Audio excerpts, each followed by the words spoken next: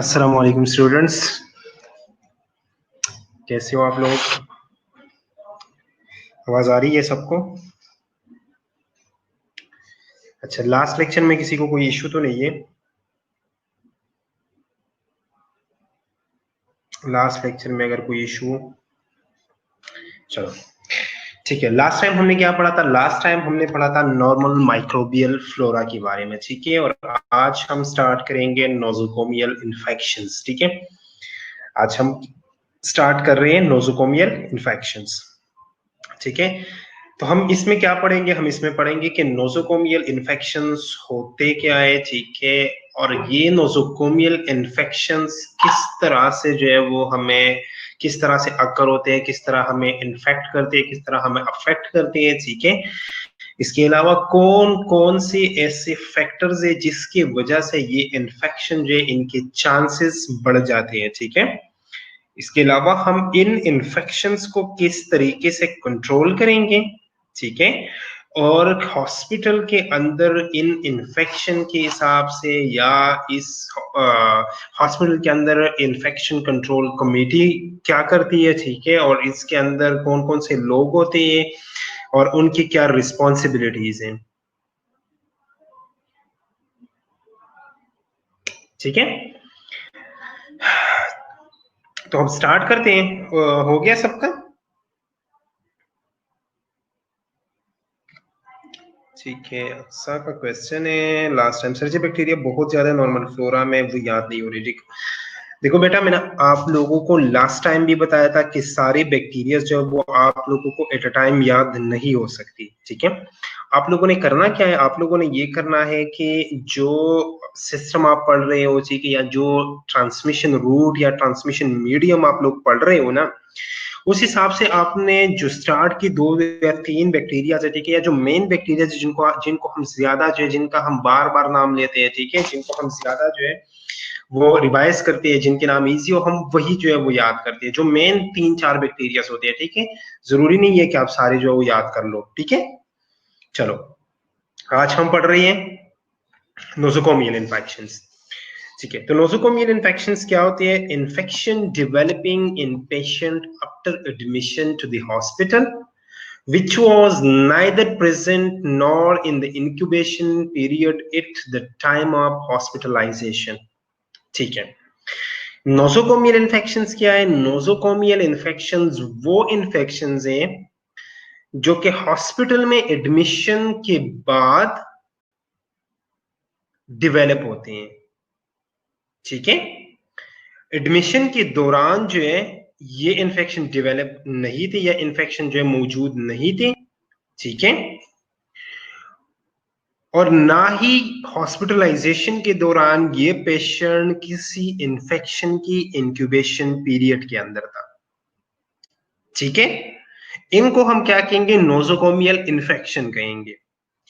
Mostly जब हम इसे कैटेगराइज करते हैं तो हम इस लिहाज से करते हैं कि हॉस्पिटलाइजेशन के 24 घंटे बाद या 48 घंटे बाद जो इन्फेक्शन होते हैं, या डिस्चार्ज से एक डिस्चार्ज के बाद 1 महीने तक जो इन्फेक्शन होते हैं ना, उनको हम नोजोकोमियल इन्फेक्शन के अंदर जो है वो काउंट करते हैं, ठीक है। आवाज सबको आ रही है? आवाज क्लियर है सबको? किसी को अगर आवाज का कोई इश्यू तो बता दें, ठीक है। चलो, अब इन नोजोकोमियल इन्फेक्शंस को हम क्या कहते हैं? इन नोजोकोमियल इन्फेक्शंस को हम हॉस्पिटल एक्वायर्ड इन्फेक्शंस भी बोलते हैं, हम इनको हॉस्पिटल एसोसिएटेड इन्फेक्शंस भी बोलते हैं, और हम इनको हॉस्पिटल इन्फेक्शंस भी बोलते हैं, ठीक है।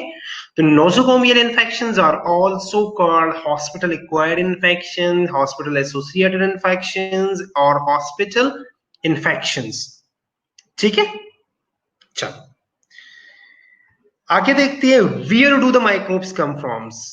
ये माइक्रो ऑर्गेनिजम्स कहां से आते हैं? ये माइक्रो ऑर्गेनिज्म जो हमें नोसोकोमियल इन्फेक्शंस कॉज करते हैं, ये आते कहां से हैं?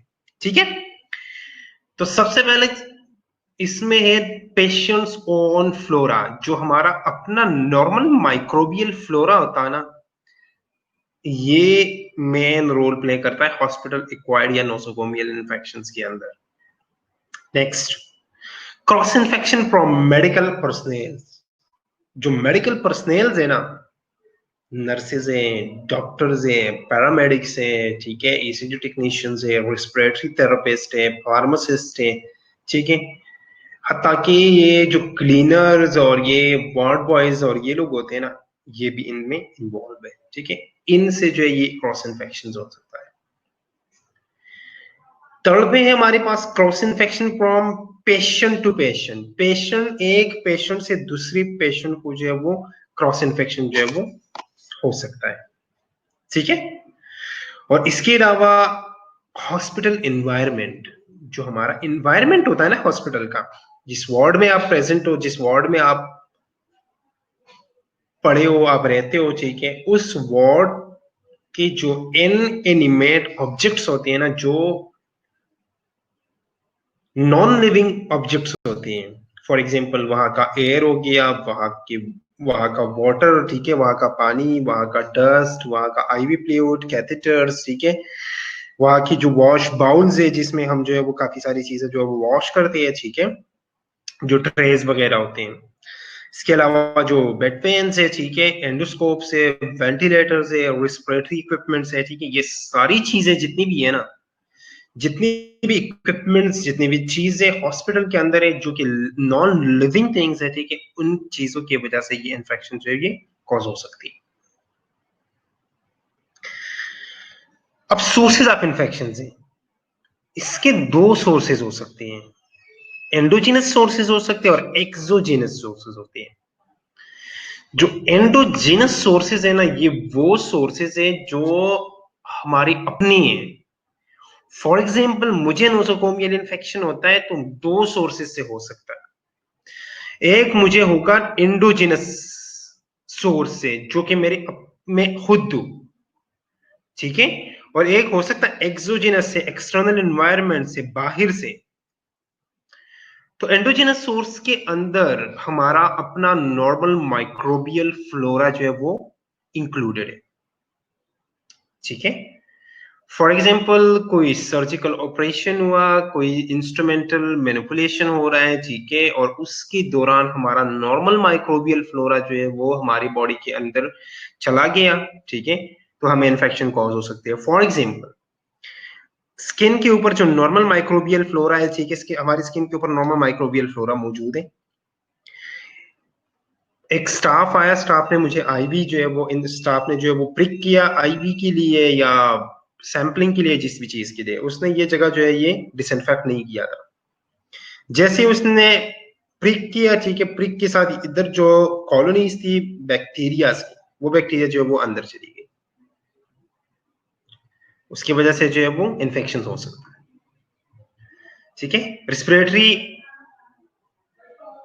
अपर रिस्पिरेटरी ट्रैक के अंदर जो है वो कोई ऑर्गेनिजम्स है, ठीक है, कोई बंदा जो है वो इंट्यूबेशन कर रहा है, ठीक है, एनजी पास कर रहा है, ठीक है, और उसके जरिए जो है वो ऑर्गेनिजम्स नीचे चले गए, ठीक है, और उससे इन्फेक्शन हो गया।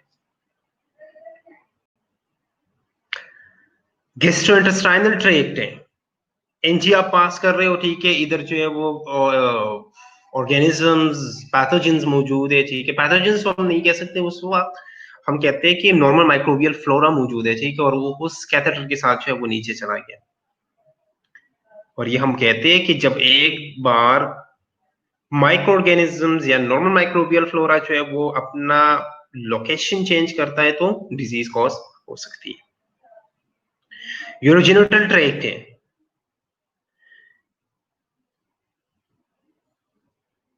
ठीक है, यूरिथ्रा के ऊपर जो है वो ऑर्गेनिजम्स मौजूद है, ठीक है, या जो है एक्सटर्नल जेनेटिलिया के ऊपर जो है वो ऑर्गेनिजम्स मौजूद है, चाहे वो वेजाइना हो चाहे वो जो है वो पीनस हो, ठीक है, उसके ऊपर अगर ऑर्गेनिजम्स मौजूद है, उसमें हम कैथेटर इंसर्ट करते हैं या जो कुछ भी करते हैं, ठीक है, उसके साथ वो ऑर्गेनिजम्स जो है वो एक्सटर्नल एनवायरनमेंट से अंदर की तरफ चले गए, जो कि स्टर्ड एरिया था, ठीक है, उधर चले गए, उधर इन्फेक्शन हो सकता है। उसके बाद हम एक्सोजेनस की तरफ आते हैं। अब एक्सोजेनस जो है, एक पेशेंट से, एक स्टाफ मेंबर से, इन हॉस्पिटल की एनवायरनमेंट से अगर इन्फेक्शन होता है तो वो क्या है, वो एक्सोजेनस इन्फेक्शन है। एनवायरमेंटल सोर्सेस, मैंने आप लोगों को पहले भी बताया कि एनवायरमेंटल सोर्सेस में जो इनएनिमेट ऑब्जेक्ट्स है, एयर है, वाटर है, फूड है, इन चीजों की वजह से जो है वो इन्फेक्शंस कॉज हो सकती है। इसके अलावा जो बाकी पेशेंट्स होते हैं, जो हॉस्पिटल स्टाफ होता है, ठीक है, उनसे क्रॉस इन्फेक्शन के चांसेस होते हैं, ठीक है। या कुछ लोग ऐसे होंगे जो खुद इन्फेक्टेड होंगे, खुद वो पेशेंट होंगे, उनसे भी होगा, ठीक है। कुछ लोग ऐसे होंगे जो एसिम्प्टोमेटिक होंगे, जो हेल्दी कैरियर होंगे, जो खुद वो आपको बज़ाहिर वो बिल्कुल हेल्दी नजर आएंगे, लेकिन वो as a carrier, as a vector, vector नहीं कह सकते, as a carrier, as a vehicle जो है वो वहां पे जो है वो काम करते हैं, ठीक है, और वहां पे as a vehicle role play करके वो आपको इन्फेक्शन कॉज कर सकता है। यहां तक सबको समझ आ रही है? यहां तक कोई क्वेश्चन?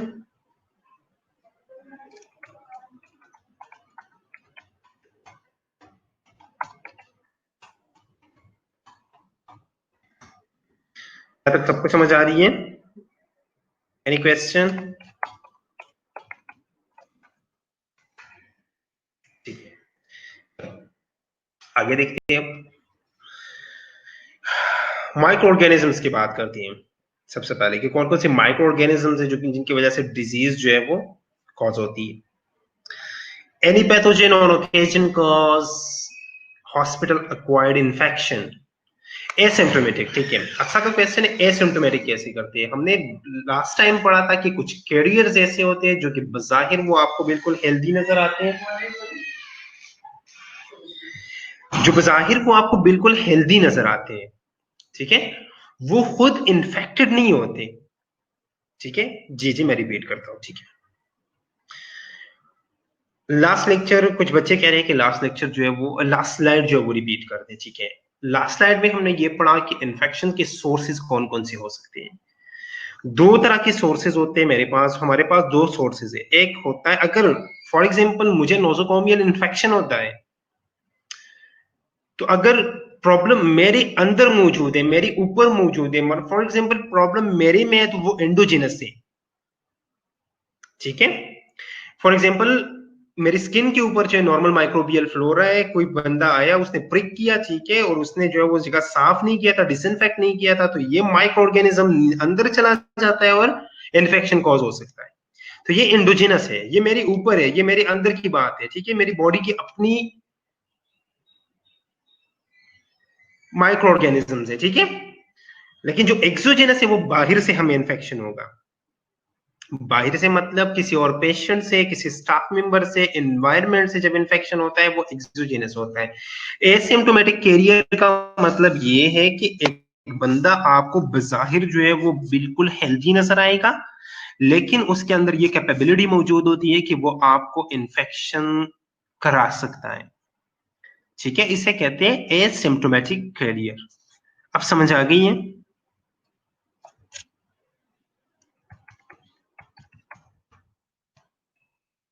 ठीक है, नेक्स्ट। माइक्रो ऑर्गेनिज्म, कोई भी माइक्रो ऑर्गेनिज्म कहीं भी हॉस्पिटल एक्वायर्ड इन्फेक्शन जो है वो कॉज कर सकते हैं। HAI का मतलब है हॉस्पिटल एक्वायर्ड इन्फेक्शंस, ठीक है। Those that are able to survive in hospital environment and develop resistance to antibiotics and disinfectant is the major cause.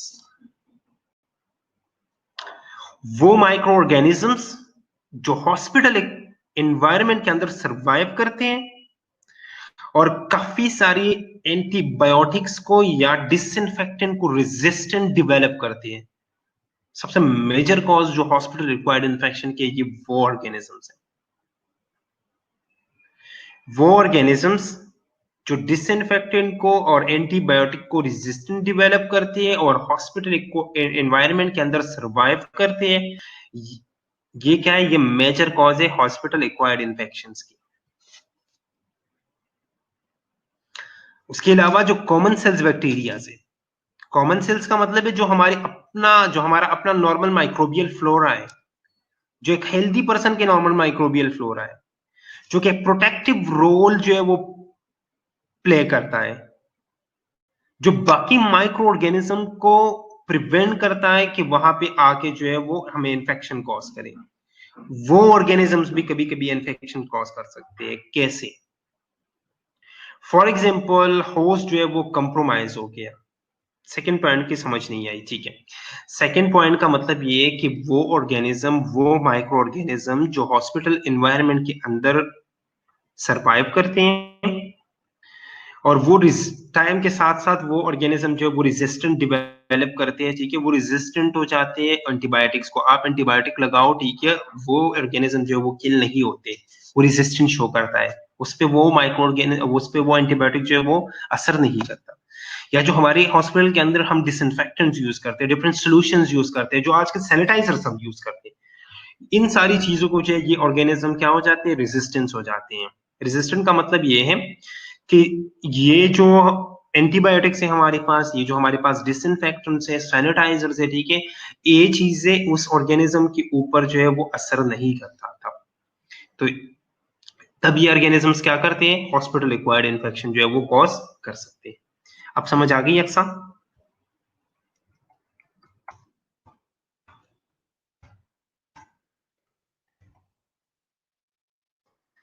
ठीक है। उसके अलावा जो हमारा नॉर्मल माइक्रोबियल फ्लोरा होता है ना, अगर होस्ट जो है वो कॉम्प्रोमाइज्ड है, ठीक है, वो इम्यूनो कॉम्प्रोमाइज्ड है, तो हमारा जो नॉर्मल माइक्रोबियल फ्लोरा है वो डिजीज कॉज कर सकता है। फॉर एग्जाम्पल स्टेफिलोकोकस एपिडर्मस, ठीक है, जो कि स्किन के ऊपर प्रेजेंट होता है। अगर कोई बंदा जो है वो आपको वो जगह जो है वो जहाँ पे वो प्रिक साइड जो है वो डिसइंफेक्ट नहीं करता, ठीक है, और वो प्रिक कर लेता है वहां पे, तो आईवी इन्फेक्शन कॉज हो सकते हैं।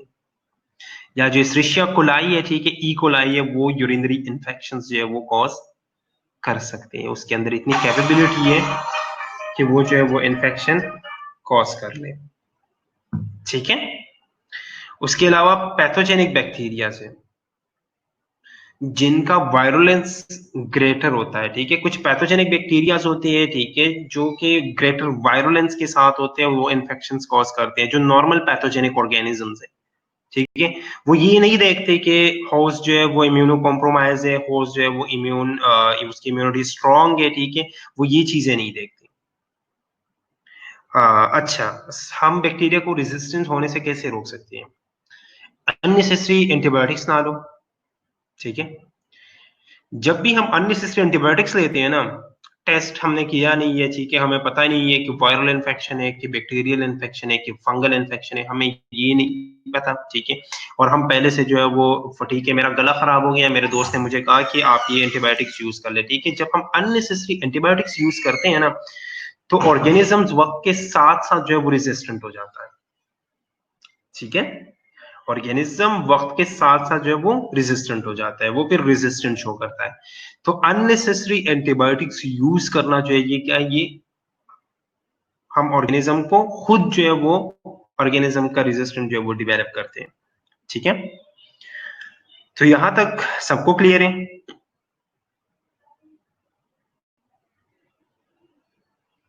यहां तक कोई इशू, कोई question, any query?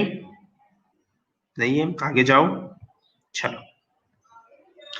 Micro organisms में सबसे पहले हम बैक्टीरियाज की बात करते हैं। जो बैक्टीरिया के अंदर जो है सबसे पहले हम करते हैं बात ग्राम पॉजिटिव बैक्टीरिया की। ग्राम पॉजिटिव बैक्टीरिया में सबसे पहले स्टेफाइलोकोकस ओरियस, ठीक है। स्टेफिलोकोकस ओरियस जो है ये वो बैक्टीरिया है जो कि स्किन के ऊपर, नोज के ऊपर और थ्रोट के ऊपर जो है ये पाई जाती है, ठीक है। चाहे वो पेशेंट हो चाहे वो हॉस्पिटल स्टाफ हो, मोस्टली ये बैक्टीरिया जो है ये स्किन, नोज और थ्रोट के ऊपर जो है ये रहती है। और इसकी वजह से लंग्स के अंदर, बोन, हार्ट और ब्लड स्ट्रीम के अंदर वेरियस इन्फेक्शंस हो सकती हैं, ठीक है। थर्ड पॉइंट समझा दें। थर्ड पॉइंट कौन सा है? कॉमन सेंस बैक्टीरिया, ठीक है, ठीक है, ठीक है। हिराजापुर कह रही है कि थर्ड पॉइंट समझा दें, ठीक है। थर्ड पॉइंट में ये है कि कॉमन सेंस बैक्टीरिया की हम बात कर रहे हैं यहाँ पे। कॉमन सेंस बैक्टीरिया का मतलब ये है कि जो बैक्टीरियाज या जो माइक्रो ऑर्गेनिज्म, हमारा जो नॉर्मल माइक्रोबियल फ्लोरा है, जो नॉर्मली हमारे स्किन के ऊपर, हमारी बॉडी के ऊपर जो है वो नॉर्मली रहते हैं, जो कि हमें जो एक प्रोटेक्टिव रोल प्ले करते हैं और हमें इन्फेक्शन से, बाहर से आने वाले इन्फेक्शन से और बाहर से आने वाले पैथोजन से जो है वो हमें बचाते हैं। ये ऑर्गेनिजम्स, बजाहिर ये ऑर्गेनिज्म क्या है? ये ऑर्गेनिज्म नॉर्मली अगर देखा जाए तो ये ऑर्गेनिज्म इज अ प्रोटेक्टिव, ये हमारी बॉडी की आर्मी है। लेकिन कभी कभार जब हम खुद कमजोर हो जाते हैं तो ये हमारी अपनी आर्मी जो है ये हमें किल करना शुरू कर देती है, ये हमारे ऊपर हमला कर देती है, हमारे ऊपर अटैक कर देती है कि अब तो ये कमजोर हो गया, ठीक है, अब ये मुझे कुछ नहीं दे सकता, चलो मैं अब इसको खराब कर लूं, इसके ऊपर अटैक कर लूं। तो मकसद क्या है कि जो मेन आइडिया है वो क्या है कि जो हमारा अपना नॉर्मल माइक्रोबियल फ्लोरा है ना, नॉर्मली तो वो प्रोटेक्टिव रोल जो है या हमें प्रिवेंट करता है बाहर की पैथोजेनिक ऑर्गेनिज्म से।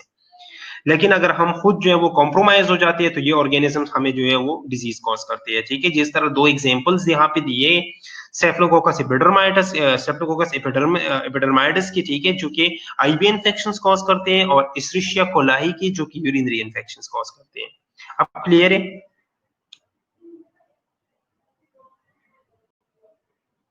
अब क्लियर है?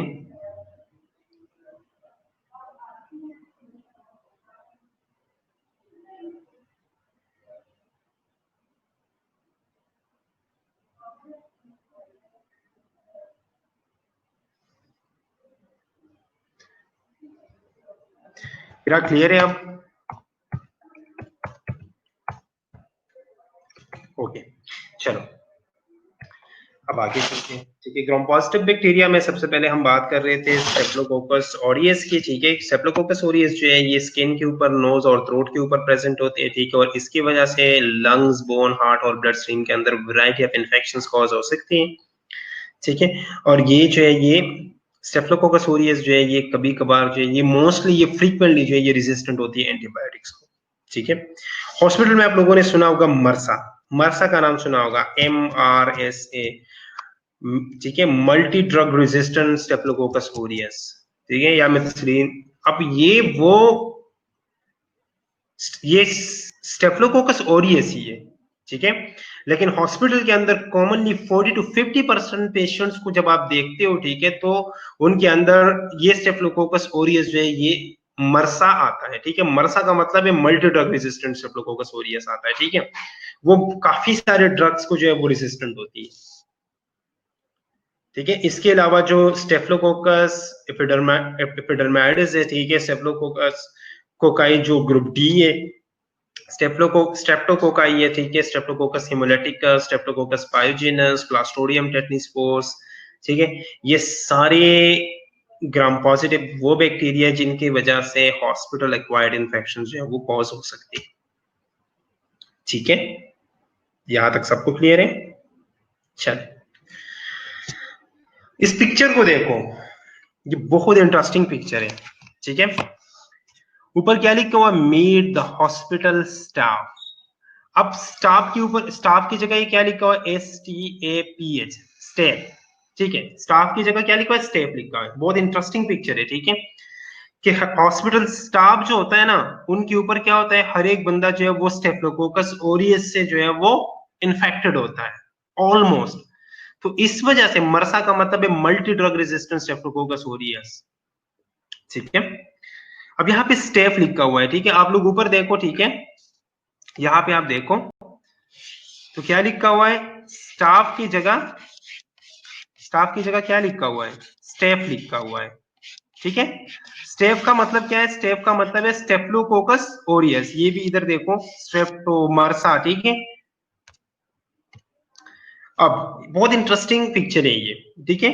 अब इधर देखो, meet the hospital staff employ, इधर देखो, अब इस बंदे के ऊपर लिखा है support staff, doctor germ, administrative staff, ठीक है।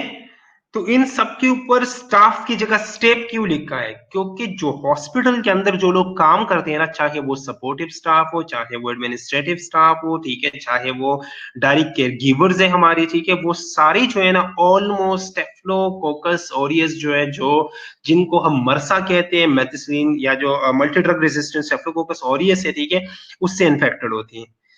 तो इस वजह से जो हॉस्पिटल के अंदर स्टाफ होता है ना, वो असल में स्टाफ नहीं बल्कि स्टेफ ही है, क्योंकि हर बंदा जो है वो इन्फेक्टेड है स्टेफलोकोकस ऑरियस के साथ, जो मल्टी ड्रग रेजिस्टेंट स्टेफलोकोकस ऑरियस है, जिनको हम मरसा कहते हैं, ठीक है। अब ये बैक्टीरिया जो है ये मोस्टली हॉस्पिटल के अंदर पाई जाती है, और ये नोसोकोमियल इन्फेक्शन जो है वो कॉज कर सकती है, ठीक है। इस वजह से इस ऑर्गेनिज्म को, इस पैथोजन को हम हॉस्पिटल स्टेफाइलोकोकाई बोलते हैं, हॉस्पिटल स्टेफलोकोकाई बोलते हैं, ठीक है। यहां तक समझ आ गई सबको? इस पिक्चर की सबको समझ आ गई? ठीक है, चलो। इसके अलावा अब हम देखते हैं ग्राम नेगेटिव बैक्टीरिया की तरफ आते हैं। तो ग्राम नेगेटिव बैक्टीरिया जो है, रिसेंट डिकेड्स में जो एंटेरिक ग्राम नेगेटिव बैक्टीरिया ना, ये मोस्ट इंपॉर्टेंट, वो ये मोस्ट इंपॉर्टेंट ग्रुप है हॉस्पिटल पैथोजेंस के अंदर, ठीक है। रिपीट कर दो, अलीजा कह रही है रिपीट कर दे, ठीक है, ठीक है, ठीक है, रिपीट करता हूं। अच्छा, इस पिक्चर को देखें आप लोग गौर से इस पिक्चर को देखें, ऊपर क्या लिखा हुआ है? Meet the hospital staff. Staff की जगह क्या लिखा हुआ है? स्टेप लिखा हुआ है, ठीक है। स्टेप है स्टेफालोकोकस ओरियस जो है उसका शॉर्टकट है, ठीक है। अब हर जगह स्टेप लिखा हुआ है, ठीक है, support step, administrative step, staff की जगह स्टेप लिखा हुआ है। तो इसका मतलब ये है कि हॉस्पिटल के अंदर जितने भी लोग काम करते हैं ना, चाहे वो डायरेक्ट केयर गिवर है, चाहे वो डॉक्टर्स हैं, नर्सेज है, पैरामेडिक्स है, ठीक है, इसके अलावा चाहे सपोर्टिव स्टाफ है, एडमिनिस्ट्रेटिव स्टाफ हो, ठीक है, हर बंदा जो है ना वो स्टेफलोकोकस ओरियस के साथ इन्फेक्टेड होता है। और ये स्टेफलोकोकस ओरियस जो है ये 40 to 50% हॉस्पिटल के अंदर जो है ये मल्टी ड्रग रेजिस्टेंट होता है, ठीक है। तो इस वजह से हम स्टेफलोकोकस ऑरियस को क्या बोलते हैं? हॉस्पिटल स्टेफलोकोकाई भी बोलते हैं, ठीक है। क्योंकि हॉस्पिटल स्टाफ के ऊपर जो है ये हॉस्पिटल स्टाफ जो है वो आजकल क्या बना हुआ है? हॉस्पिटल स्टेप बना हुआ है, हॉस्पिटल स्टेफलोकोकाई बने हैं, ठीक है। हर बंदा इन्फेक्टेड है स्टेफलोकोकाई के साथ, ठीक है। अब क्लियर है यहां तक? चलो अब आगे चलते हैं। अगर ग्राम नेगेटिव बैक्टीरिया देखे जाए तो आजकल जो रिसेंट डिकेड्स में जो एंटेरिक ग्राम नेगेटिव बैक्टीरिया है उनकी वजह से ज्यादातर हॉस्पिटल एक्वायर्ड इन्फेक्शंस होती हैं। उनके अंदर जो है वो एंटेरोबैक्टीरियासी आते हैं, ठीक है, जिसके अंदर E coli, Proteus. Is it must कि सर हर बंदा इन्फेक्टेड होगा? नहीं नहीं, मस्ट नहीं है, मोस्टली की बात हो रही है। यहाँ पे बात क्या है? मोस्टली। मोस्टली लोग जो है वो इन्फेक्टेड होंगे, ठीक है, मोस्टली लोग। क्योंकि हॉस्पिटल के अंदर जब आप लोग जाओगे ना, अभी तो आप लोग का फर्स्ट ईयर है, सेकंड ईयर में आप लोग जाओगे ना, तो एक सेंसिटिविटी फॉर्म हर एक पेशेंट के फाइल के अंदर एक फॉर्म लगा होता है जिसके ऊपर लिखा होता है ड्रग सेंसिटिविटी या कल्चर सेंसिटिविटी। उस कल्चर सेंसिटिविटी के अंदर जो ऑर्गेनिज्म होगा ना, उसके नीचे जो है वो काफी सारे ड्रग्स का उसके नीचे एक ड्रग्स का एक लिस्ट होगा। उस लिस्ट में ये एक साइड पे ड्रग्स लिखे होते हैं और एक साइड पे लिखा होता है रेजिस्टेंट या sensitive, resistant sensitive, resistant sensitive. तो हॉस्पिटल के अंदर जो मोस्टली स्टेफिलोकोकस ऑरियस होते हैं ना, वो मल्टी ड्रग रेजिस्टेंस होते हैं। हॉस्पिटल के अंदर एक या दो ड्रग्स ऐसे होते हैं जिससे जो है वो सेंसिटिव होते हैं, फिर हम वो ड्रग्स देते हैं उन्हें, ठीक है। बाकी जितनी भी ड्रग्स होती है उनको ये मोस्टली रेजिस्टेंट होती है। तो मल्टी ड्रग को ये बैक्टीरिया रेजिस्टेंट होती है, ठीक है। और ये मस्ट नहीं है कि हर बंदा जो है वो इन्फेक्टेड होगा, ठीक है, लेकिन ऑलमोस्ट सारे लोग जो है वो इन्फेक्टेड होते हैं, ठीक है। अब इकोलाई, प्रोटियस, क्लेप्सिला, एंटेरोबैक्टर, सुरिशिया वगैरह जितनी भी है, ठीक है, इसकी वजह से जो है ये हॉस्पिटल एक्वायर्ड इन्फेक्शन जो है ये कॉज हो सकते हैं, ठीक है। सोडोमोनास स्पीशीज जो है ये मोस्टली डैम्प एरियाज में या वाटर के अंदर जो है ये पाई जाती हैं, ठीक है। और इसकी वजह से जो हमारा मोस्टली जो हॉस्पिटलाइज पेशेंट होते हैं ना, उनके डाइजेस्टिव ट्रैक्ट के अंदर जो है ये अकोमुलेट हो जाते हैं, ठीक है। उसके अंदर ये सर्वाइव करके मल्टीप्लाई होते हैं लो टेम्परेचर के, और ये मोस्टली एंटीबायोटिक और डिसइंफेक्टेंट को जो है ये रेजिस्टेंट शो करते हैं, और उसकी वजह से हॉस्पिटल एक्वायर्ड इन्फेक्शन जो है वो कॉज हो सकते हैं, ठीक है। आगे हम जाते हैं वायरसेस की तरफ। तो HIV, हेपेटाइटिस बी और सी, ये वो वायरसेस है जो कि ब्लड या ब्लड प्रोडक्ट्स के जरिए जो है ये ट्रांसमिट होते हैं, ठीक है। वायरल डायरिया कॉज कर सकते हैं, चिकन पॉक्स वगैरह जो है ये हॉस्पिटल के अंदर जो है ये स्प्रेड होते हैं, ठीक है। साइटोमेगालो वायरसेस है, हर्पिस वायरस है, इन्फ्लुएंजा है, इंचेरो वायरसेस है, एरिना वायरसेस है, ठीक है। ये मोस्टली वो वायरसेस है जो कि हॉस्पिटल एक्वायर्ड इन्फेक्शन जो है ये कॉज कर सकते हैं। अगर आप हॉस्पिटल जाते हो तो आप अपने साथ जो है ये चांसेस है कि ये इन्फेक्शन जो है वो कर ले आप, ठीक है। तो इस वजह से कहते हैं कि अननेसेसरी जो है वो हॉस्पिटल में नहीं जाना चाहिए, ठीक है। जब आप अननेसेसरी हॉस्पिटल के अंदर जाते हैं, ठीक है, जरूरत नहीं है और आप जो है वो सेल सपाटी के लिए जो है वो हॉस्पिटल जाते हैं, तो इस वजह से जो है वो ये इन्फेक्शन जो है ये कॉज हो सकती है, ठीक है। इसके अलावा फंजाई है, ठीक है। फंजाई जो है वो कैंडिडा एल्बिकेंस, एस्परजिलस, म्यूकर, ये वो फंजाई है, ठीक है। ये वो फंजाई है जिनकी वजह से हॉस्पिटल एक्वायर्ड इन्फेक्शन जो है ये मोस्टली कॉज होती है।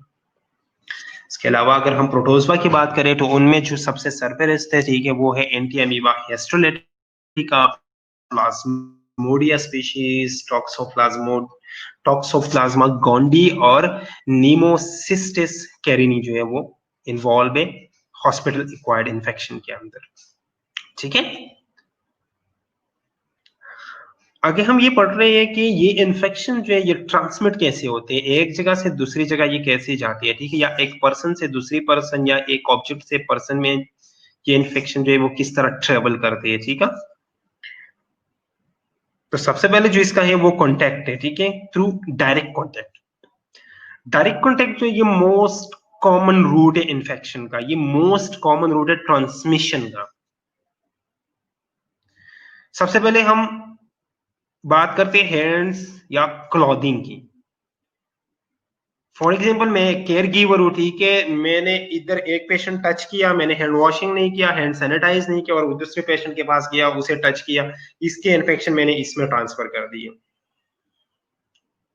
ठीक है। जो स्टाफ या केयर गिवर है उनके हैंड्स जो है ना, ये मोस्ट इंपॉर्टेंट व्हीकल है इन्फेक्शन ट्रांसमिट करने के लिए, ट्रांसमिट होने के लिए। दूसरी चीज, क्लॉथिंग है, हैंड्स है अटेंडेंट्स की। जो अटेंडेंट ने कपड़े पहने हैं ना, फॉर एग्जाम्पल वो एक पेशेंट के पास, कभी कभार आप लोगों ने देखा होगा हमारे मुल्क में तो यही हालात चल रहे हैं, अगर आप किसी के साथ हॉस्पिटल जाते हो, ठीक है, तो साथ वालों के साथ दोस्ती बनाना जो है ये मस्ट है, उनके साथ ताल्लुकात तो बनाने हैं। हॉस्पिटल में मिले लेकिन बाद में जो है वो लॉन्ग लास्टिंग रिलेशनशिप्स हमने बनाने होते हैं, ठीक है। अब मेरा पेशेंट जो है वो ज्यादा इन्फेक्टेड नहीं है, साथ वाला पेशेंट ज्यादा इन्फेक्टेड है, ठीक है, मैंने क्या किया, मैंने उनके साथ दोस्ती कर ली, उनके पास बैठा हूं, अपने पेशेंट को छोड़ के मैं उनके पास गप्पे लगा रहा हूं, उनके पास बैठा रहता हूं मैं, वहां से मैंने इन्फेक्शन पकड़ लिया और अपने पेशेंट के पास आया और अपना पेशेंट जो है वो और इन्फेक्टेड लिया, ठीक है। तो इन चीजों से भी ये हॉस्पिटल रिक्वायर्ड इन्फेक्शन जो है ये हो सकती है, ठीक है। उनमें जो ऑर्गेनिजम्स इन्वॉल्व है वो स्टेफिलोकोकस ऑरियस और स्टेफिलोकोकस पाइयोजेनिस है, ठीक है। अब इन एनिमेट ऑब्जेक्ट्स, जिस तरह फॉर एग्जांपल हमारे इंस्ट्रूमेंट्स है, वो इम्प्रॉपर जो है वो डिसइंफेक्टेड है, ठीक है, इम्प्रॉपरली हमने उसे डिसइंफेक्ट किया, एंडोस्कोप है, ब्रोंकोस्कोप है, सिस्टोस्कोप है, ठीक है, थर्मामीटर है, बीपी ऑपरेटस है, स्टेथोस्कोप है, ये सारी चीजें हमने क्या किया, हमने इन चीजों को सही तरह डिसइंफेक्ट नहीं किया, ठीक है, हमने ये यूज किया एक पेशेंट के ऊपर, एक इन्फेक्टेड पेशेंट के ऊपर, और उसके बाद हम एक इसे यूज करते हैं हेल्दी पेशेंट के ऊपर, ठीक है, या हेल्दी क्लाइंट के ऊपर। तो हम क्या कर रहे हैं, ये एक पेशेंट से हम एक हेल्दी क्लाइंट में ये इन्फेक्शन जो है ये ट्रांसमिट कर रहे हैं, ठीक है। उसके बाद अगर हम बात करें एयरबॉर्न की, एयरबॉर्न के अंदर ड्रॉपलेट्स जो कि इनहेलेशन के जरिए जो है ये ट्रांसमिट होती हैं, सिस्टोस्कोप।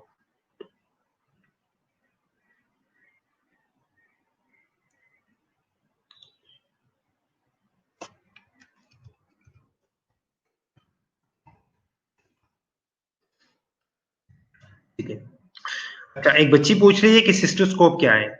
ठीक है, सिस्टोस्कोप एक थिन ट्यूब होता है, ठीक है, जिसके एंड पे जो है ना एक कैमरा और एक लाइट लगा होता है, ठीक है, और उसके जरिए हम क्या करते हैं, ब्लेडर को स्टडी करते हैं। ठीक है, कैथेटर इंसर्ट कर लेते हैं हम, उस कैथेटर के टिप पे कैमरा लगा होता है और कैमरे के साथ जो एक लाइट लगी होती है, ठीक है, उसके जरिए हम यूरिनरी ब्लेडर को एग्जामिन करते हैं। ठीक है, साथ में स्क्रीन लगी होती है और उस स्क्रीन के ऊपर हमें सब कुछ नजर आ रहा होता है। ठीक है, उसे सिस्टोस्कोप कहते हैं। ठीक है, उसके अलावा हम डस्ट, ठीक है, जो बेडिंग है हॉस्पिटल के अंदर, हॉस्पिटल का फर्श जो है, ठीक है, या जो वुंड्स हम डिब्राइड करते हैं, ठीक है, वुंड डिब्राइडमेंट करते हैं, स्किन है, ठीक है, पेशेंट्स का, उससे जो डस्ट निकलता है, ठीक है, या जो उससे डस्ट एक जगह से दूसरी जगह ट्रांसमिट होता है, ट्रेवल करता है डस्ट, तो उसकी वजह से इन्फेक्शन जो है हॉस्पिटल एक्वायर्ड इन्फेक्शन कॉज हो सकते हैं। या जो एरोसोल्स हैं, नेबुलाइजर्स हम यूज करते हैं, मुख्तलिफ ह्यूमिडिफायर्स यूज करते हैं, एसी लगे होते हैं, इन सारी चीजों की वजह से जो है हॉस्पिटल एक्वायर्ड इन्फेक्शन जो है वो कॉज हो सकती है। ठीक है, थर्ड हम आते हैं ओरल रूट के ऊपर। हॉस्पिटल के अंदर आप लोगों ने मोस्टली देखा होगा कि हॉस्पिटल की मोस्टली पॉलिसी ये होती है कि खाना जो है ना ये वार्ड के अंदर ना खाया जाए। क्यों? अब पेशेंट जो है, पेशेंट तो वार्ड के अंदर है, वो तो मजबूरी है, उसकी कंडीशन ऐसी है कि हम उसे बाहर नहीं ले जा सकते, लेकिन हम अटेंडेंट्स को क्यों मना करते हैं? क्योंकि हॉस्पिटल के अंदर जब खुराक आता है तो उस खुराक के ऊपर जो है मुख्तलिफ बैक्टीरिया जो है वो आके कॉलोनीज बनाती है। ठीक है, और हॉस्पिटल की बैक्टीरिया मोस्टली एंटीबायोटिक्स रेजिस्टेंट होते हैं।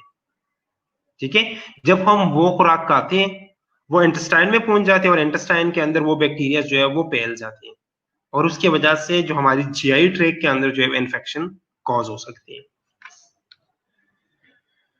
अगर हम पेरेंट्रल रूट की बात करें तो पेरेंट्रल रूट फॉर एग्जांपल जिस तरह डिस्पोजेबल सिरिंज और नीडल से,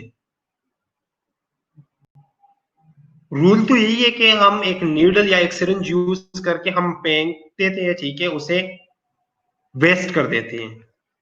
लेकिन अगर हमने वो सिरिंज या वो नीडल जो है वो किसी और पेशेंट के ऊपर यूज किया तो हम डायरेक्टली जो है एक पेरेंट्रल रूट के जरिए एक इन्फेक्शन जो है वो एक पेशेंट से लेके दूसरे पेशेंट के अंदर जो है वो ट्रांसमिट कर रहे हैं। ठीक है, या अगर हम ब्लड ट्रांसफ्यूजन कर रहे हैं, ठीक है, टिश्यू डोनेट कर रहे हैं, या ब्लड प्रोडक्ट जो है वो किसी बंदे को मैं इन्फ्यूज कर रहा हूं और वो ब्लड प्रोडक्ट मुझे पता है कि ये कंटामिनेटेड है, या मुझे पता नहीं है, मैंने चेक नहीं किया। ठीक है, मैंने चेक नहीं किया कि ये आया ये कंटामिनेटेड है या ये साफ है, और मैंने वो ब्लड प्रोडक्ट जो है वो इन्फ्यूज कर दिया एक पेशेंट को, तो पेरेंट्रल रूट के जरिए, पेरेंट्रल रूट का मतलब है डायरेक्ट ब्लड स्ट्रीम के जरिए, ब्लड के थ्रू में इन्फेक्शन जो है वो एक जगह से दूसरी जगह ट्रांसमिट कर रहा हूं। ठीक है, आवाज का इशू आ रहा है? किस किस को आवाज का इशू आ रहा है? सबको आ रहा है? अगर सबको नहीं आ रहा है, किसी एक स्टूडेंट को इशू आ रहा है, तो वो अपना नेट चेक कर ले, ठीक है, और अपनी जगह यहाँ चेंज करें। ठीक है, यहां तक सबको समझ आ रही है? ठीक है, चलिए अब हम देखते हैं कि नोसोकोमियल इन्फेक्शंस या हॉस्पिटल के अंदर जो कॉमन इन्फेक्शंस है वो कौन कौन से हैं। तो हॉस्पिटल के अंदर मोस्ट कॉमन इन्फेक्शन जो है वो यूरिनरी ट्रैक्ट इन्फेक्शन है, यूटीआई। ठीक है, 40% जो नोसोकोमियल इन्फेक्शंस है ना वो यूरिनरी ट्रैक्ट इन्फेक्शंस होते हैं। ठीक है, और मोस्टली ये कैथेटराइजेशन की वजह से होती है। हॉस्पिटल में जैसे पेशेंट आते हैं, फॉर एग्जांपल अब जिस तरह हमारा शालामार का मेडिकल आईसीयू है, अब मेडिकल आईसीयू की ये प्रोटोकॉल्स है, ठीक है, कि जो पेशेंट मेडिकल आईसीयू के अंदर एडमिट होगा कैथेटराइजेशन उसका मस्ट है, चाहे वो पेशेंट मोबाइल ही क्यों ना हो, वो खुद चल के जा सकता है वॉशरूम, लेकिन यहाँ के प्रोटोकॉल्स क्या है, इन्होंने अपने प्रोटोकॉल्स बनाए हैं कि नहीं, पेशेंट आईसीयू के अंदर आ गया, इसकी कंडीशन कभी भी जो है वो खराब हो सकती है, तो इसको कैथेटर पास कर लो, ठीक है। तो उस कैथेटराइजेशन की वजह से, या जो यूरिथ्रा, ब्लैडर या किडनी के ऊपर हम जो इंस्ट्रूमेंट्स यूज करते हैं, उनकी वजह से मोस्टली हॉस्पिटल्स के अंदर जो है वो यूरिनरी ट्रैक्ट इन्फेक्शंस होती हैं, क्योंकि एक तो हम जो कैथेटर पास करते हैं ना, वो हम सही तरीके से करते नहीं है, हम जान छुड़ाते हैं, ठीक है। मोस्टली यहाँ एक ट्रेंड बना हुआ है कि जब हम एनजी पास करते हैं ना, नेसोगैस्ट्रिक ट्यूब, तो उसके लिए डॉक्टर्स या उसके लिए नर्सेस जो है ना, आप लोग देख लोगे कि उसके लिए लोग जो है वो स्पेशल ग्लव्स मंगवाते हैं, जो कि स्टेराइल ग्लव्स होते हैं, और उससे वो एनजी ट्यूब पास करते हैं, जो कि जरूरत नहीं है, ठीक है। क्योंकि एनजी ट्यूब हम पास करते हैं स्टमक के अंदर, मैदे के अंदर, रोज जो आप बाहर से खाना खाते हो, ये सारा खाना जो है ये स्टेरलाइज होता है, नहीं होता स्टेरलाइज, ठीक है। स्टेरलाइज नहीं होता कि आप खाना खाने के बाद जो है उसे स्टेरलाइजेशन मशीन में रखते हो कि चलो इससे जो है सारी इन्फेक्शन जो है वो खत्म हो जाए, फिर मैं ये खाना खाऊंगा, नहीं, ठीक है। तो वो क्लीन प्रोसीजर है। क्लीन का मतलब क्या है, उसमें सफाई की जरूरत है, ठीक है, वो आप साफ तरीके से वो प्रोसीजर करोगे, लेकिन उसे स्टेरलाइजेशन की जरूरत नहीं है। लेकिन जो कैथेटर है ना, कैथेटर जो है वो यूरिथ्रा के अंदर जाता है, चाहे वो मेल का हो या फीमेल का हो, लेकिन वो यूरिथ्रा के अंदर जाता है, वो आपकी बॉडी के अंदर जाता है, यूरिथ्रा के अंदर, और यूरिथ्रा जो है वो उसके अंदर जब ये जाता है तो ये क्या, उसके लिए स्टरल प्रोसीजर की जरूरत है, स्टराइल प्रोसीजर की जरूरत है। लोग उसके लिए स्टरल ग्लव्स जो है वो नहीं मंगवाते, वो हम जो नॉर्मल एग्जामिनेशन ग्लव्स होते हैं उसके साथ जो है बस कैथेटर पकड़ लिया और अंदर डाल दिया, बात खत्म। हमारे जहन में ये होता है कि इससे क्या होगा, भाई भाई यूरिन ही बाहर आएगा ना, और क्या है, भाई यूरिन बाहर आ रहा है, लेकिन आपने देखना है कि मैं किस अर्गन, किस सिस्टम के अंदर जो है वो कैथेटर प्लेस कर रहा हूं, उसके प्रोटोकॉल्स क्या है, ठीक है। तो उन चीजों की वजह से जो है वो मोस्टली यूरिनरी ट्रैक्ट इन्फेक्शन होते हैं, या अगर हम जो है वो स्टरल तरीके से जो है उसे इंसर्ट कर लेते हैं, ठीक है, बाद में कोई चेक ही नहीं करता, बाद में बस सिर्फ हम यूरिन बैग को देखते हैं, ठीक है, बस इसका यूरिन आ रहा है, पेशेंट का यूरिन आ रहा है, हाँ ठीक है सर पेशेंट का यूरिन आ रहा है, बिल्कुल ठीक है पेशेंट, भाई अब देखो तो सही कि आपने जो कैथेटर पास किया वो कैथेटर खराब तो नहीं हुआ, कैथेटर की अपना, अब कैथेटर की अपनी लाइफ होती है, ठीक है, लाइफ एक्सपेक्टेंसी होती है, मुख्तलिफ किस्म के कैथेटर्स आते हैं, कुछ कैथेटर्स ऐसे होते हैं जो कि हफ्ते बाद खराब हो जाते हैं, कुछ ऐसे होते हैं जो कि 2-3 हफ्ते भी चलते हैं, ठीक है। तो आपने ये देखना है कि मैंने किस टाइप का कैथेटर प्लेस किया है, ठीक है, उसका इंसर्शन डेट क्या था, कब मैंने इंसर्ट किया था, ठीक है, और कितने दिनों बाद मैंने चेंज करना है इसे, और साथ साथ आपने इंसर्शन साइट को देखना है, साथ साथ आपने इंसर्शन साइट को एग्जामिन करना है पीरियोडिकली, हर शिफ्ट में करना है आपने, कि इंसर्शन साइट पे कहीं रेडनेस, कहीं स्वेलिंग, कहीं पेन वगैरह तो नहीं हो रही, ये अपने पेशेंट से पूछना है, ठीक है। नेक्स्ट, रिस्पिरेटरी इन्फेक्शंस, मोस्टली आप लोगों ने सुना होगा, ठीक है, पेशेंट मेरा बिल्कुल ठीक था, किसी और प्रॉब्लम की वजह से गया था, ठीक है, हॉस्पिटल में गया और निमोनिया हो गया, और निमोनिया के साथ वापस आ गया घर।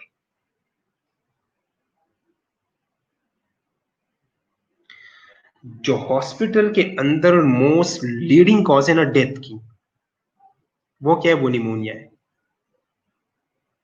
हॉस्पिटल के अंदर मोस्टली पेशेंट जो है ना वो निमोनिया की वजह से मरते हैं।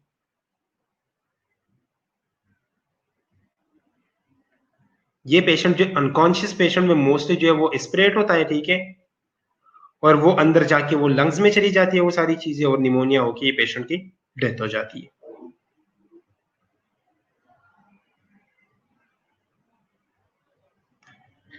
उसके बाद अगर वुंड और स्किन सेप्सिस तो देखें, तो अगर हम सर्जिकल प्रोसीजर, जब हम follow surgical procedure where causative agent are introduce into tissue during operations. For example, आप किसी पेशेंट को आपने कट लगाया, आपने पहले से जो है उधर स्किन को डिसइंफेक्ट नहीं किया था, सराउंडिंग टिश्यूज को डिसइंफेक्ट नहीं किया था, आपने कट लगाया सीधा, ठीक है, सर्जिकल प्रोसीजर आप कर रहे हो और एजेंट जो है वो अंदर चला गया। मोस्टली एल्डरली पेशेंट्स में होती है, ठीक है। और इसकी साइन सिम्टम जो है वो सर्जरी से 1-2 हफ्ते बाद आती है। आप लोगों ने शायद सुना होगा, ठीक है, मैंने ऑपरेट करवाया था फलानी जगह से, और यार ऑपरेट तो ठीक था तब, अब यार 1-2 हफ्ते हो गए, 1-2 हफ्ते बाद जो है उधर इन्फेक्शन हो गया। क्यों हो गया? क्योंकि जब वो सर्जरी कर रहा था उसने सही प्रोटोकॉल्स फॉलो नहीं किए, या तो उसने नहीं किए, या उसके बाद जब आपकी सर्जरी हुई, सर्जरी के बाद आपने उसे साफ नहीं रखा, उसकी वजह से इन्फेक्शन हो गया। या अगर नॉन सर्जिकल वुंड से, फॉर एग्जांपल एक बंदे को बेड सोर हो गया, एक बंदा जल गया, बर्न्स है, और उसके हम प्रॉपर तरीके से उसका अगर हम केयर ना करें, तो वहां से जो है वो स्किन इन्फेक्शन या वुंड सेप्सिस जो है वो हो सकता है। जीआई इन्फेक्शंस को अगर देखें तो मोस्टली फूड पॉइजनिंग जो है ना वो साल्मोनेला और शिगेला की वजह से होती है।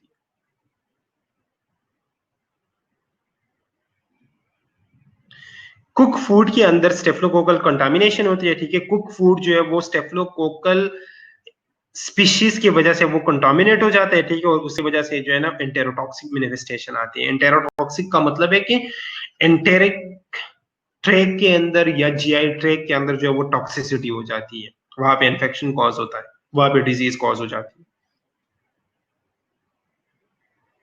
या इकोलाई की वजह से जो है वो डायरिया कॉज हो सकता है।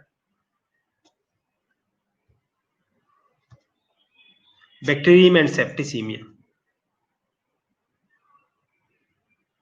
मोस्ट कंडीशंस के अंदर जो है ना बैक्टीरिया जो है वो ब्लड स्ट्रीम के अंदर चली जाती है। हम कोई कट लगा लेते हैं, हम कोई प्रिक कर लेते हैं, ठीक है, और हम जो है सर प्रॉपर प्रोटोकॉल्स को फॉलो नहीं करते, तो बैक्टीरियम या सेप्टिसीमिया जो है वो हो सकती है। बैक्टीरियम और सेप्टिसीमिया का एक ही मतलब है, ठीक है। मोस्टली जो है ना जब हम कैनुला कैनुला या जो ब्रेनुला पास करते हैं ना उसके अंदर मोस्टली ये इन्फेक्शन हो सकती है। उसके बाद टेटनस,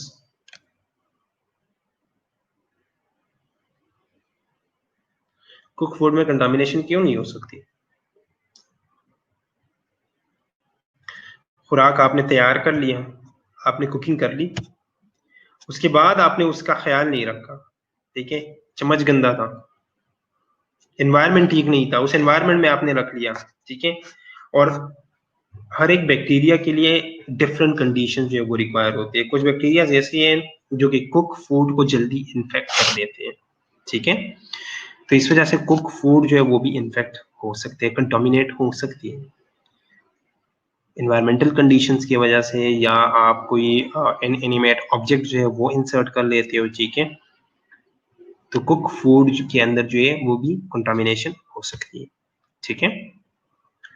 ये अक्सर का क्वेश्चन था इसलिए, ठीक है। अब टेटनस, हमने सर्जरी के दौरान जो है वो एसेप्टिक प्रिकॉशन जो है वो इख्तियार नहीं किए, कंटामिनेटेड ड्रेसिंग हम यूज कर रहे हैं, ठीक है, इम्प्रॉपर स्टेराइल ड्रेसिंग यूज कर रहे हैं, ठीक है, जो इंट्रामस्कुलर इंजेक्शन है उसके लिए हम इम्प्रॉपर डिसइंफेक्शन कर रहे हैं साइट को, अम्बिलिकल कॉर्ड जो है वो हम कट कर रहे थे, ठीक है, न्यूबॉर्न बेबी का, और हमने जो है वहां पे सही केयर नहीं किया, तो इन चीजों की वजह से जो है वो पेशेंट को या क्लाइंट को जो है वो टेटनस हो सकता है,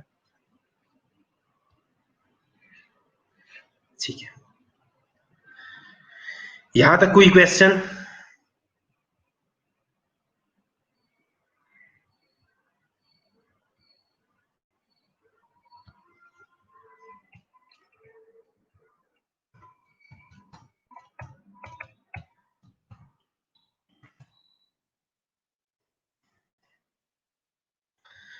लास्ट 5 मिनट्स रह गए, ठीक है, किसी का अगर कोई क्वेश्चन हो तो वो पूछ ले, नहीं तो फिर मैं आगे पढ़ाता हूँ। Any question?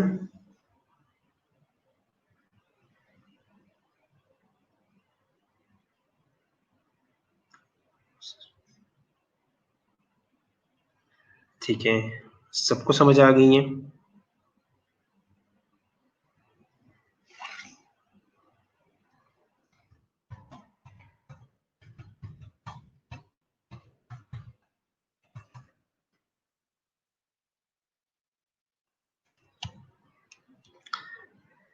अगर कोई क्वेश्चन नहीं है या तो सब कुछ समझ आ गया या कुछ भी समझ नहीं आया, तो प्लीज लेट मी क्लियर कि सब कुछ समझ आया या कुछ भी समझ नहीं आया। अगर सब कुछ समझ आया तो चलो फिर मैं पूछ लूंगा, अगर कुछ भी समझ नहीं आया तो फिर मैं दोबारा पढ़ाता हूँ, कोशिश करता हूँ कि आप लोगों को दोबारा समझाऊं।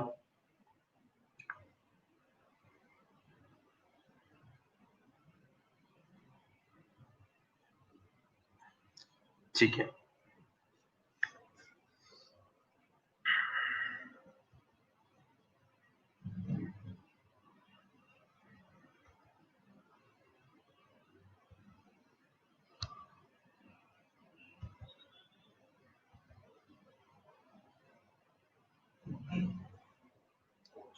चलो फिर हम आज का लेक्चर यहाँ पे एंड कर लेते हैं। ठीक है, 3 मिनट्स रह गए हैं, अगर किसी का कोई क्वेश्चन है तो वो आप लोग पूछ लो। ठीक है, और आगे हम फिर स्टार्ट करेंगे कि हम इन इन्फेक्शंस को डायग्नोज कैसे करेंगे। ठीक है, इन्हें प्रिवेंट कैसे करेंगे, और हॉस्पिटल के अंदर कोई डिपार्टमेंट या हॉस्पिटल के अंदर पॉलिसी या प्रोसीजर्स मौजूद है इन इन्फेक्शंस को रोकने के लिए या इन इन्फेक्शंस को डायग्नोज या प्रिवेंट करने के लिए और या ट्रीट करने के लिए। ठीक है, तो हम इंशाल्लाह आगे पढ़ेंगे।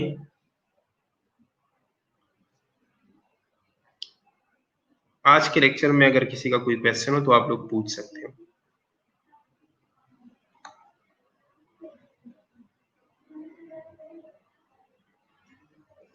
ठीक है,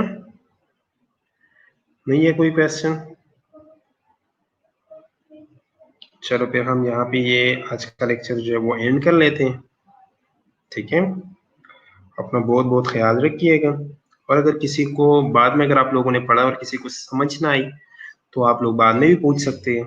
ठीक है, नेक्स्ट लेक्चर में भी पूछ सकते हैं, व्हाट्सएप पे भी पूछ सकते हैं। ठीक है, और ग्रुप में मतलब आप पूछ सकते हैं। ठीक है, इसके अलावा लास्ट लेक्चर की काफी सारे बच्चे लास्ट लेक्चर की बात कर रहे हैं कि लास्ट लेक्चर में सर बैक्टीरिया जो है वो बहुत ज्यादा है, बैक्टीरिया के नाम बहुत ज्यादा है, नाम जो है वो मुश्किल है, वो हम याद कैसे करेंगे। ठीक है, तो उसके लिए आप लोगों ने क्या करना है, उसके लिए आप लोगों ने ये करना है कि एक एक सिस्टम के हिसाब से या एक एक ट्रांसमिशन रूट के हिसाब से जो मेन मेन नाम है ना, या जो मेजर मेजर कैटेगरीज है, ठीक है, आप लोगों ने सिर्फ वही याद रखनी है। ठीक है, 3-4 नाम जो है वो याद रख के, ठीक है, सबको याद करने की जरूरत नहीं है, लेकिन एटलीस्ट आप लोगों को इतना पता होना चाहिए, 2-3 नाम जो है वो आप लोगों को पता होना चाहिए। ठीक है, चले, ओके, अल्लाह हाफिज, अपना बहुत बहुत ख्याल रखिएगा।